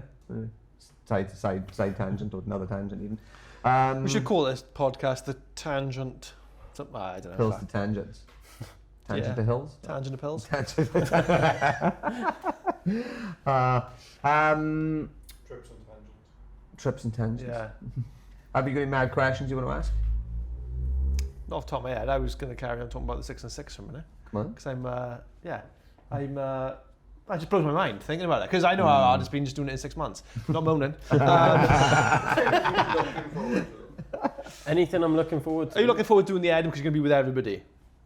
Yeah, I've been saying like the whole time, like Edam's probably the one I'm most looking forward to because I get to experience the actual Pegasus event, not as a volunteer, not as, and like it's the first time where I'm going to turn up and know a lot of people there. Like I knew a few at the Ridden, but like I still was like, it was the first ultra that I'd run not on my own, like where I actually knew someone else, and I was still like new to podcasting and stuff then. So I had like Jenks on, I had Kev on, I had like a few other people that were there even if they weren't running, so I kind of knew a couple of people. It's mad how quick your circle of friends grows in this community, isn't it? Yeah, just goes from like I'm going to turn up to the Edam, and if no one knows me, I'm going to tell them to fuck off. I'm going to email the guy, just everyone don't acknowledge Will. Nobody knows him. He's not there. We'll be like us. I'm just going to be like, hi guys, I'm on day 5. You're going to be like, fuck off. Mate, do you know what? The news will travel fast, I reckon. It really will. You know, I wouldn't be surprised if they do like a little intro when they do the race briefing. They probably Reece probably will, won't he? And even if they, I'm going to make sure that they do. Actually, I'm going to go up to them and be like, right, make sure you mention fucking Will there, no? Who's race director? You said that the guy who's raising the Ben. charity who he's raising funds. Yeah, Ben will probably say something because he's race director, so he's bound to say, hope you mention me and Rich. I'm just going to be like, none of this would happen without Pills to Hills. Yes! And we'll get a photo then, cross podcasting, a little multiverse. Well, he's got a podcast, hasn't he? Fucking hell, play the game, Ryan. So yeah, I'm looking forward to that, but then I know I'm going to have a massive low the next day because it's going to be like this whole like, hey, yeah, finishing, big finish line, and then the next day I'm going to be like, Ridden on my own, let's go. I say on my own, I've got, like I said, Joe's organised everything. Yeah. I don't think I'm actually got any section on my own for the whole week. So you're probably going to end up throughout the week gaining people. Yeah. I've got there's like 40 odd people that have said they're going to come and either crew and run, and I'm just like, that blows me away. I find with my mental health stuff, I really struggle accepting help. I really struggle with these feelings of worthiness. Yeah. So like I've been getting so many compliments. Like the other day, Dan Plod was messaging each other, and he was like, "Oh yeah, I'm donating to you." I was like, "This is the fucking 5th time you've donated to me, mate. Stop giving me your money." And he was like, "No, like you deserve it." And I was like, I haven't even done it yet, and like I don't. It was like, you're the most deserving person I know. I'm like, you've just fucking donated me a fucking £100, mate. Like, but like just hearing that, like, I feel so awkward. I hate it. I really struggle like internally accepting that help, and I'm really good at fooling people. This is what I keep telling myself. It's like everyone's like, you deserve the help. Like the amount that I've done for like other people, the amount of volunteering I've done, I go above and beyond for my clients and all of that. They're like, you, like out of anyone that deserves help, it's you. And then I'm just like, I'm really fucking good at tricking people. I'm a fucking cunt. Do you know what though? I think it's I think it's important actually for anybody, you know, to in the morning or just at some point in the day or like in the evening, you know, just to like practice not only gratitude but also like what you saying there, practicing like just the internal voice of like forcing it initially until you start to believe it, which is just saying things like, I'm worthy of wealth, or I'm worthy of acceptance, or I'm worthy of, you know, X, Y, and Z, you know, all those sorts of things. And even like you said, if you don't fully believe it, just making it like a regular practice and sort of like just feeding into that like positive self-talk and things until it becomes so fucking ingrained. I think it's so important because, like, you know, once you really start to like listen, you know, to practice it and feed into it, and then you're doing all of that other stuff then which feeds into those things that you keep telling yourself, eventually you do start to believe it. And you know, and it won't come across as being arrogant or anything like that, because I think that's what we worry about sometimes, is what thinking things are going to come across as like, you know, showing off or arrogant and stuff. And it's not. Like, you can be, you can recognize the good things about yourself without it being like gloating or anything like that. And I think that's just an important thing, because otherwise we just tear ourselves down before we even start, don't we? And I think it's just constantly trying to say, do you know what? No, I'm fucking proud of myself, actually. And you know what?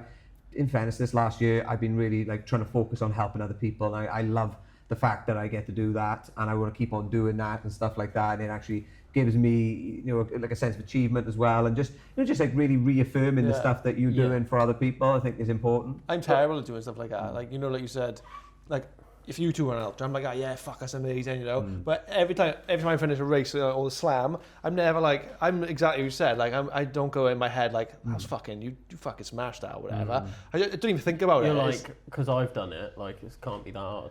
Yeah, it's weird. I don't even think about it in my head. I don't like, and I've tried now doing what you said, like thinking to myself, no, you fucking, I'm just like big myself up, you're a fucking savage doing that. But then I like. Do you have that like self-talk though of like, I'm a piece of shit? No, are you just like, do you just not recognise that what you're doing is good? Yeah, I think but you're not the other end of the spectrum. Yeah, I don't in think the like, middle. I'm a piece of shit, stuff like that. But like, I don't recognise what I've done for myself. I never This is something though, because I'm like fucking way down there. I openly admit that, like, I have the worst view of myself. I think I'm literally like a worthless cunt a lot of the time. Yeah. But I don't think I would do the things I did if it wasn't for that feeling. Yeah. You definitely would. I think you definitely would, but it's just reframing what you're attaching it to, isn't it? Instead of attaching it to, I'm doing these things because I don't want to be this, you can be saying, okay, I'm doing these things because I am this. I am like this person I want to be. I don't think it would drive me the same though. Well, do you know what though? It's I get it. I know what you mean, because, you know, for example, I know when people are like a motivator for somebody to set up a business, for example, and do well financially, could be, you know, my parents were in loads of debt, for example, and I know this was the case for me. You know, my parents had loads of debt. I seen them struggling when I was growing up and stuff, and that can be like a powerful thing. Yeah, or the thing you're running away from something rather than running towards it. Intrinsic value or extra? Intrinsic and extrinsic, but like you said, the other thing could be, I'm going to fucking prove them wrong. That's a big thing. I'm going to prove people wrong or whatever. So my ex, she said to me years ago, right, like a long time ago, you're going to be working like low paid jobs all your life and this, and it clearly had a fucking impression on me, because I was a bit like, no, fuck you, I'm going to prove that wrong or whatever. And that's not to say that, you know, that's been a source of like my sort of general inspiration and motivation, but it's a part of it. But like you said, that's more, that's like intrinsic in a sense. But I think the fuel then, that can be enough to get you off the landing pad. But then I think the other stuff needs to be more like, I'm doing this because, you know, like you said, you like a sense of adventure or like these other reasons. I think that's why I start doing these things, and that's why I sign up, is I've got this like glorified picture of like, but when things actually get like into the nitty gritty and you're in those dark moments, I go so dark in my head, and that's what gets me through. Like, I think without that, like, I would just be like, well, I've got nothing to prove here. Like, fucking, because I can't call it a day. I find it so hard to be like, you know what, I'm gonna stop now. I'm like, no, I've got to fucking keep going. And that voice in my head, but it's because I've gone into such a dark place. But then that's why I can achieve so much. I mean, me and Liam Stones, I think, talked about this. He might have talked about it on the podcast. It's kind of like, because I feel like I'm much more on the other side then, where I kind of, if I get to a point where I'm like, I'm going to do myself some damage, I'll push myself hard and I'll push myself really far. But there is a point sometimes where it gets to where I'm like, oh, hang on, I've really pushed through a lot here. This is the point where if I keep going, I'm gonna like collapse or end up in hospital, or I'm gonna, do you know what I mean? It almost feels like it's a very different sort of point. Yeah. Like where I've hit it on the first 200s, or for 100 attempts. But yeah, I think, like you said, I'll go, actually, do you know what? It doesn't mean that much to me, and I'll back off then. Do you know what I mean? Or I'll just go, it's fine. Because I have no qualms then about, like, the social aspect. I've said I'm going to do this, and I failed in it. For me, I'm like, I gave it a good shot. You know what I mean? That side doesn't bother me, but like it's just that internal. Because even when I tore my bicep doing that tire flip, I tried to carry on. Yeah. Like I tore it and like I literally felt it pop, and then I like screamed and dropped the tire, and like this was middle of the night. It was like fucking 1 a.m, 1:30. Yeah. And I had like the people that were there supporting me. I'd already asked them to walk off because I could feel the pain in my arm, so I knew something was going to happen. And they would like walked off, and they all turned around, and I was like on the floor screaming.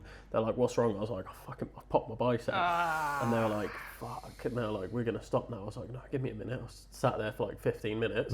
I got back up, and I did like a few tire flips, and I was like fucking wincing, and then I was trying to do it one arm, and I was like, I can't do another mile on one arm. Fucking hell. Yeah, do you know what? Like you said, I think that is it is for people who go to the extremes. I think pulling on, like you said, the darker parts of stuff. It can be a really helpful tool, but I do think it doesn't have to be. I think actually when you've got something like inside of you like that, I think it can be a stimulus, but also it can be a way to actually clear or address some of that stuff. Do you know what I mean? So then you can do it in like a holistic way going forward. I will say I've got a lot better this year because I've done so much this year. But then I think a part of that is just because my fitness has built up so much that I haven't had to get to that dark place. Yeah. So I did Tenavan earlier this year, just with like George and Rose and like a few other people who came and helped out and whatnot. And I went into that being like, I remember messaging, because I tell George about my mental health stuff quite a lot. And I was messaging him being like, I'm going to get into a fucking dark place. And I was looking forward to it, like in a slightly sadistic sort of way. And I was like, I fucking can't wait to get in that dark place and just work through this shit in my head. And when this is going to, I sound so cocky when I talk about this, I didn't find it hard. Like people were coming out to support, and like George, he was having some hip problems on the 4th lap. And that was the lap that I always do a fast lap. I did 40 minutes up and down. And then like, I was like, oh no, this is fine. And then like by sort of like lap 7, lap 8, you can see they're like, fuck, we still got 2 or 3 more to go. And you know like the sort of points where people are going to hit that. And on lap 8, before we were going, like I was waiting for everyone, and I was doing plyometrics in the car park, and everyone was like, you're the fucking Duracell bunny. And I'm like, I can keep going. I'll go all night. Like I don't give a fuck. And I didn't find it hard enough that I didn't have to get to that place. And I remember like I got home and I was like, well, I hadn't even got home. Disappointed afterwards, that you didn't get I was it, like, yeah, I was disappointed because I was like, no, that wasn't hard enough. Yeah. And then I went and did another lap. I was just like, fuck it, I'll do another lap. So, yeah, I did. Because there was another group as well, to be fair, that were doing Tenavan, and they were struggling. Like we saw them on the way down from our last lap, and they were on lap 9 on their way up. And I could see they were like fucking struggling. And so I waited at the bottom, and I was like, do you boys want a morale boost? They're like, oh fucking, you've waited for us, amazing. I was like, I'll do another lap with you, fuck it. Do your last lap with you. They're like, fuck off. I was like, yeah, no, come on, let's go. Fucking And then yeah, did a bonus lap. And again, I was like, I could keep going. So I've got ideas now for how to push that. And 100 laps. well, I was thinking 100 miler. 25. How many miles is that? How many miles up and down? It's 4 miles. Up and down, yeah? Yeah, so 25 laps. Because someone's done, well, a group of people I had on my podcast did 20. They did it 20 in laps, 48 is it? hours, yeah. Fucking hell. In what? 48 hours. And I was like, I could get 25. That's walking, that, isn't it? Good run there. I reckon I could do probably 16 and 24. Yeah. If you were running parts of it and stuff, yeah. I walked, yeah, like I said, it took me, I did it 24 hours walking it, like, for the 10. So yeah, like I think if you were running and parts of it, and like you said, some of the not so steep bits and then running down and shit like that, yeah, you could definitely cover like 16, I reckon. We've been up there twice. Have you? Yeah, we've been up there twice. Once, Fuck, when was that? That might have been before I was running. Yeah, I think it was. Just went up there for just fucking like do a hike, and then the second time was with Lee. Lee Westwood when we went and did it was on today actually. Funny that the OTT Pen and Van Challenge, the 30 miler. I was there doing the massage all day. Oh yeah, you said yeah. That would have been 3 years ago I think. I said to Lee, never running a mountain again because up Jacob's Ladder. I was like, what the fuck is this? Because I didn't train like at that time. I wasn't training. I wasn't regular running. I was just like, I'll come do it with you. Fucking hell. I said never again. Now look at me now. But fuck, fair play. 100 miles at Pen and Van. That would be a wicked challenge. That would be amazing. You're going to be the first person ever to do that. Well, that's if I do it. I've got me and Ryan got one of them. So many ideas. We're the first people ever to run a marathon down Langland. Nice. Probably. 100%. No other fuckers doing that. Yeah. We did back and forth from the cafe to the point 42 times. Yeah, 1 kilometre loop 42 times. It's called the Langland Landathon. I mean, just out there, you had Paul doing his mum's ton. I did 40 miles with him. What's that now? Oh, yeah. Paul did the 100 miler. Yeah. How big was the loop that he was doing? It was... One far was like from to Ripples, the ice cream parlour, wasn't it? Oh, no, he extended it, didn't he? Well, we did bin to bin. There's 2 random bins. That's what I put on my story. I just took a picture of one of the bins. I was like, if you know, you know. To be honest, I think it was about a mile. Because when I did my 100 miler along the prom, it was like, it was planned to be peer to peer. It's pretty much bang on 6 miles. So I worked it out as I'd have to do like, I think it's like, what's that, 8.5 full loops or something along those lines it was, or 7.5 full loops. But which doesn't sound a lot on paper when you think about it. No, but I was thinking, it's going to be fucking monotonous. But then in fairness, it didn't work out like that because there was so long between, getting from here to getting to here to getting back there. Do you know what I mean? A couple of hours had passed by the time I was getting back to Swansea or getting back to Mumbles. So it was quite fresh, actually, do you know what I mean? And because there was new people coming and this and that, whatever, and the day then was changing, morning into the midday and whatever, and there's more people around, and it kept it really fresh and exciting. But what we ended up doing is, because some of the guys wanted to get up to like half marathon distance or marathon distance, so they said, can we loop around the marina or something? So that's what I ended up doing then, is like we were running down, and we were like, sort of doing some sort of a loop around the marina and then coming back out and then running up. So that ended up being part of the route. But that was lovely because, in the night then about 10 p.m, everyone's pissed up outside the swig as I'm running past. And they all came outside in the whole pub and they were all just like, cheering and stuff like that. Yeah, because the owner then, Ruth, in fairness to her, she said, right, get your money out, the bucket's coming round, 300 quid. I think it was 300 now or 200? Yeah, 200 or 300 quid just from the swig, just in cash, basically. It was funny when we were doing the Langham one, wasn't it? Because people were like, what money are you raising charity for, boys? We're like, well, no. We're like, you what? We're just doing it for a laugh. First year we met Spider-Man as well. Yeah, first year we met Andrew Garfield, who played Spider-Man. Swear to God. We were running, and one of the boys Dan did a little bit with us, and so we were taking breaks at the point, Langham Point. So we'd run to the calf, run back to the point, take a little 2-second break, and we were using the hut that we dipped from as an aid station. So we stopped at the point, and Dan was like, we just ran past Andrew Garfield. And I was like, shut up, there's no way. And then a family walked past, the guy was like, oh, did you just see Andrew Garfield, guys? And we were all like, no. So we all ran down. You went into La Bras to see if he was there. He wasn't in there. So we're like, he must have gone. Because I think we did another lap, couldn't see him. We're like, he must have gone. So we stopped at the hut for getting food and stuff. I think I was halfway into Banana, and he just fucking walks past the hut. I was like, he's there. So we made him sprint out, and you could tell he didn't want to be spoken to. He had like a hat like this. He had a big beard. He was about 10 other blokes. Yeah, he had not big beard. He had stubble. Yeah, he had a bit of fucking thumb fluff much. Big beard to me. He had about 10 blokes. He runs up to him because like jogging backwards. Like so he's walking. He's like, you look like Spider-Man. He's like, yeah, I get that a lot. So I ran past him then, tapped him on the shoulder. I was like, I hope you fight Venom in your next film. He'd give me like a smile, and then we carried on running. I was like, fucking touch Spider-Man. Still hasn't washed his hands. Still haven't washed my hands. Still covered in web. Because apparently he was in one of the pubs in Mumbles in the night. Because one of the girls was like, he's in here having a drink. And then it was online. Someone said one of the boys that was with him was Elijah Wood, but I don't know if that was true because you're a massive Lord of the Rings fan. I know. You were I know. I was like, because he was in Italy about a week or so later with Elijah Wood, apparently, right, or a couple of them.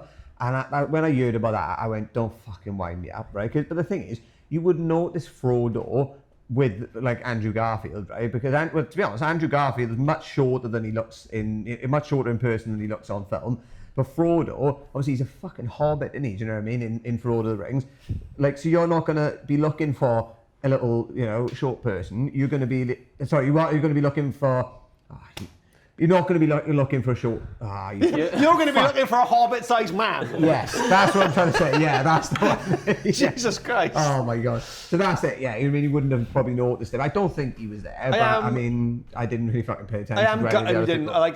I wish we'd asked for a photo. Yeah. You could tell he didn't want to be fucking talked to though. He did not want to. There is part of me that I wish, like, can I get a peck hand? Come on, welcome to Langland. This is where he comments on your fucking podcast now and it's like, oh no, we should have stopped for a picture, boys. Fucking lose your shit. Make that a real Scott. Andrew, we love you.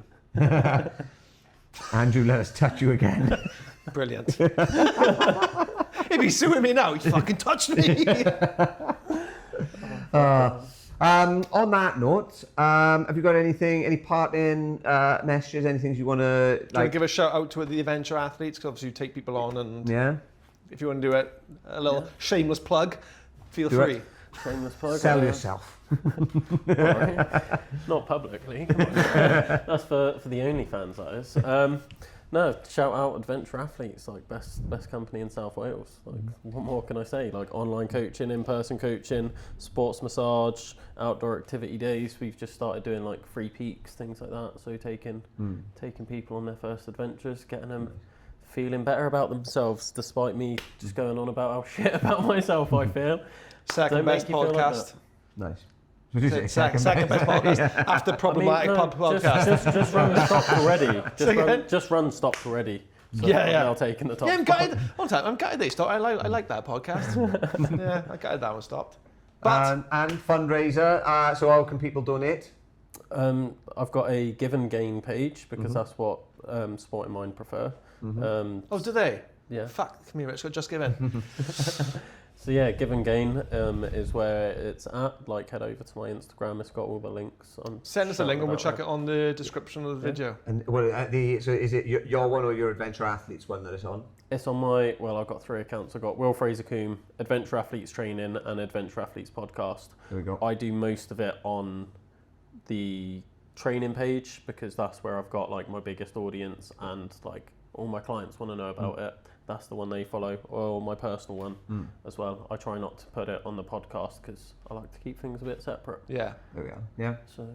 So head over to Adventure Athletes Training on Instagram and donate. And we want to give you a massive, well done, massive good luck for next week. It's for next week, but by the time this podcast is out, it's going to be a well done. Well done. Yeah, well done.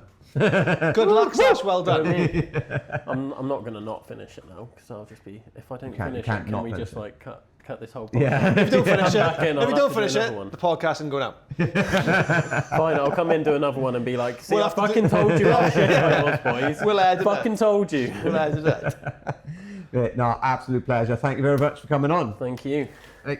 Thank you, sir. See you in Until the next one. time, baby. Let's go. Bye. Fuck, I thought you actually did. Karate chop me then. Crash.